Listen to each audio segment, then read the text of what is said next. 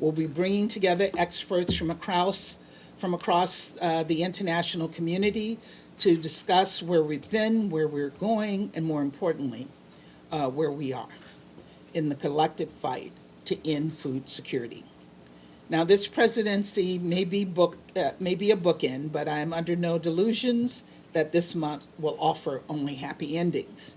There's a reason we continue to focus on gender inequality and food insecurity, digital threats and regional conflicts, and that because these are stubborn challenges that unfortunately outlast any one presidency in the council or otherwise.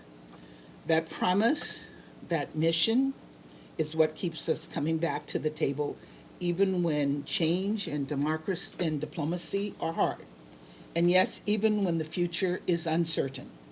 Because we have no other option.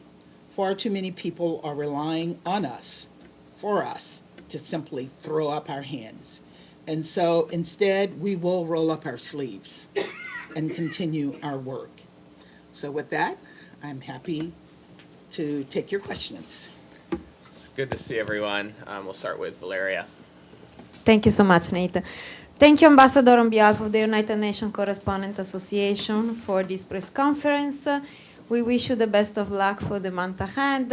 And I think I express what all my colleagues think, saying thank you for the past 4 years of being open and always available, stopping at a stakeout. We really have appreciated that.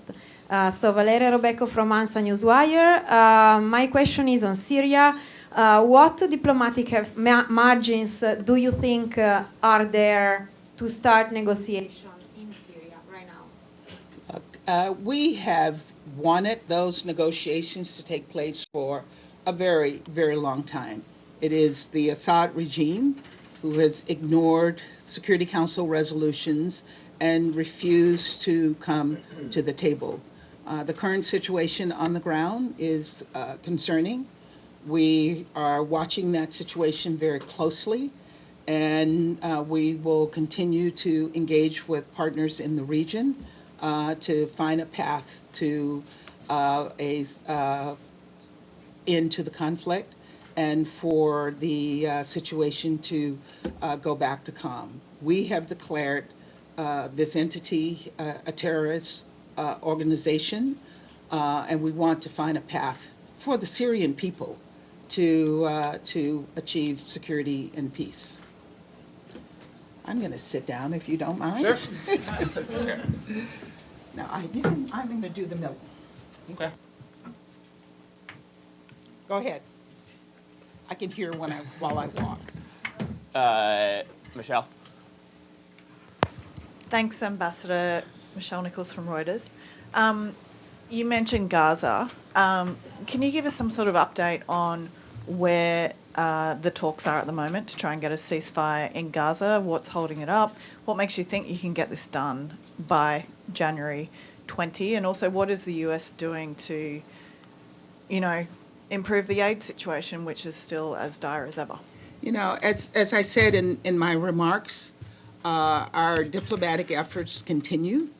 I can't tell you exactly where the talks are. I can tell you that those efforts are continuing to be made with the hopes that we can get to a resolution. And on the humanitarian situation, again, the situation is dire. We are not in any way playing down how dire the situation is, but we're also on the ground every single day working to find a solution, working to ensure that food and other necessary assistance is being delivered to the Palestinian people.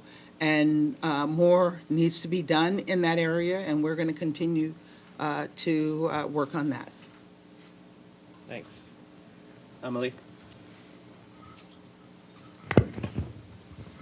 Thanks. Amélie Botelier from AFP News Agency. My question is about Haiti. You and Ecuador have started negotiation to have the councils ask the Secretary General to reflect on the transformation of the MSS into a peacekeeping operation. The Security Council meeting a few days ago showed that some member states are not really happy with that. So can you update us about the negotiation, and do you plan to put this resolution to a vote soon? The negotiations are continuing, and as you mentioned, they are not easy because there are members of the council who have balked at the idea of a peacekeeping mission, but this is what the Haitian people have asked for. It's what the former prime minister asked for. It's what the new prime minister has asked for. And so we're working with other members of the council, with the Secretary General, as well as with others to work to get to a place where we can bring a peacekeeping mission forward. I can't tell you when and how we will succeed. I can tell you that we're continuing to work on it, and I know that we will eventually get there. Go Maggie, then Sherwin, and then we'll Thank you, Ambassador. Margaret Bashir, Voice of America.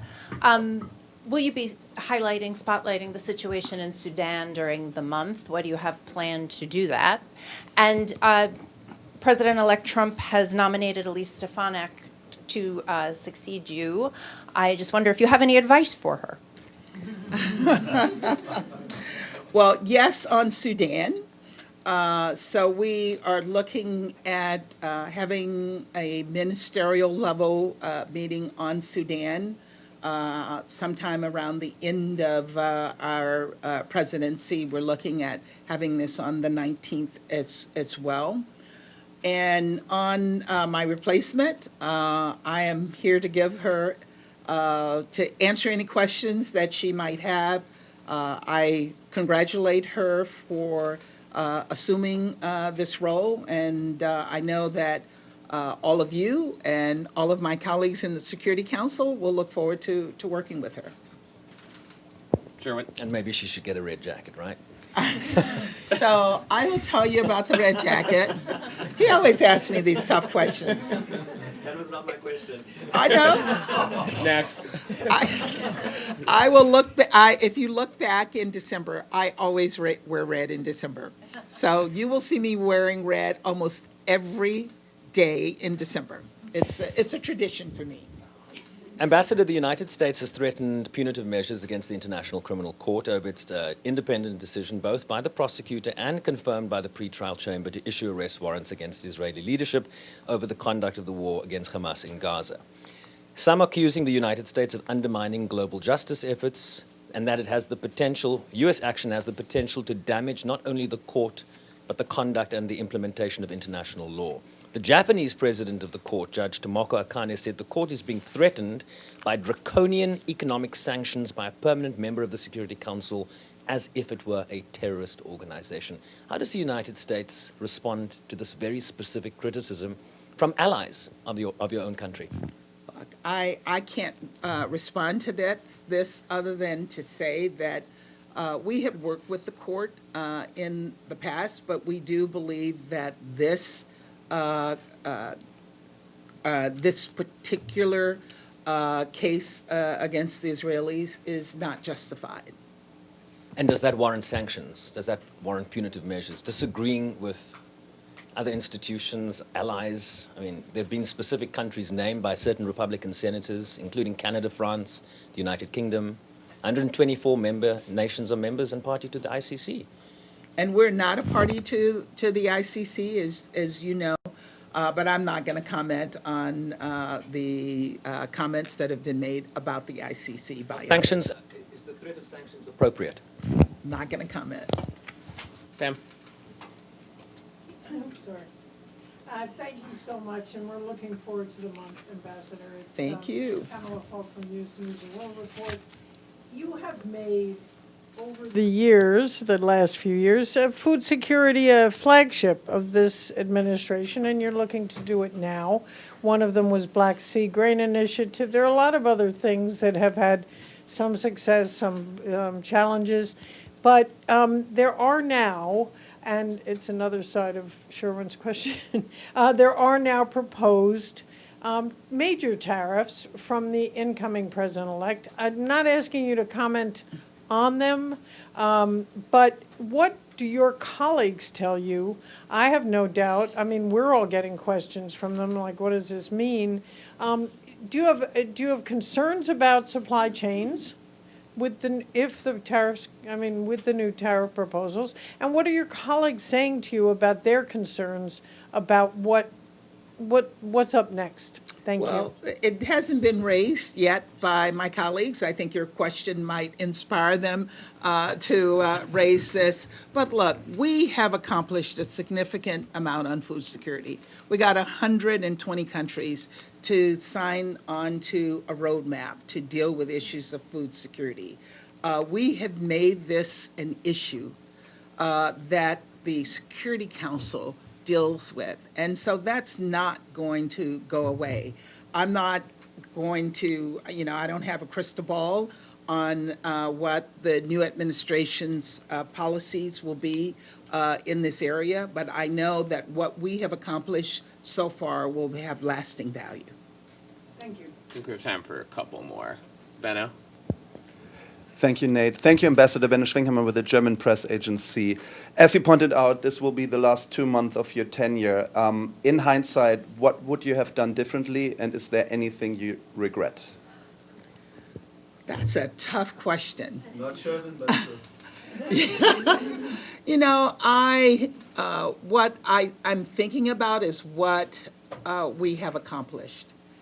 And I believe that over the course of the nearly 4 years that I've been here, I have really worked diligently to reaffirm our relationships across the board.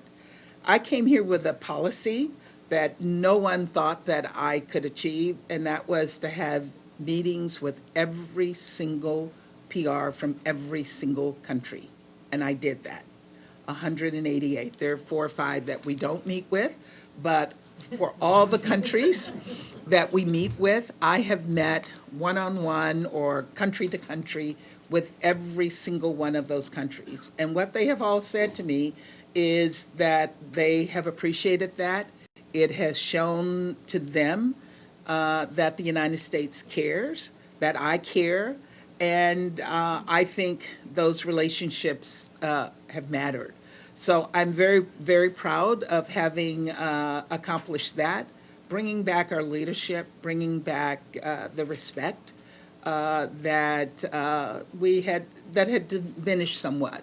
And so I know that when I walk out the door next month, that people will appreciate the efforts that I made with my team to show them respect and to work with them to accomplish issues of common interest. But no regrets. I'm not going to share my regrets. Yes, I have some regrets. As we look back on the world, we have the responsibility to bring peace and security. And as I walk out the door, there is conflict going on all around the world. Sudan, DRC, Gaza, Syria. People are suffering. Millions of people are still displaced. Millions of people are still suffering. So I do regret that and wish that I could have waved a magic wand to bring peace on earth and goodwill to men everywhere. I think we have time for one more. Can do Tony. Tony. Thank you, Ambassador. Tony Naddaf, Al Hurra TV. First of all, personally, I will be missing all your jackets in every color because really all year long, not only the red ones. Anyway, so following the ceasefire between Israel and Hezbollah, President Biden announced that his administration will be pushing for a ceasefire and to end the war in Gaza also. Will you be using your presidency this month to push maybe for a ceasefire or draft resolution in the Security Council on this matter? And also I would like to hear from you about how the U.S. administration is approaching the recent violation of the ceasefire between Hezbollah and Israel. Thank you. Look, what we will be working for is a diplomatic solution on the ground. We have people on the ground working around the clock to try to find a path to a ceasefire in Gaza and bring home the hostages and deal with the horrific humanitarian situation on the ground. We have never given up on that, and I can assure you this administration will be working on this until we succeed or until we walk out the door on January 20th, and I hope we succeed. We're working to succeed. And then on the situation in Lebanon, we're moving forward. There has been an agreement. There have been some hiccups, but the agreement is still standing, and we're looking forward to monitoring the situation on the ground to ensure that the situation continues, the ceasefire continues to be honored. Sorry, I think that's all we have time for, but appreciate everyone's time. Thanks. Thanks. Can we get some more ivy before you leave? You can. You can. You got it. Wish you a success. Wish you a success. Thank you very much.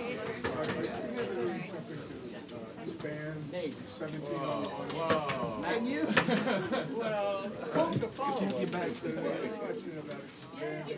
Well, you know what the ceasefire deal requires.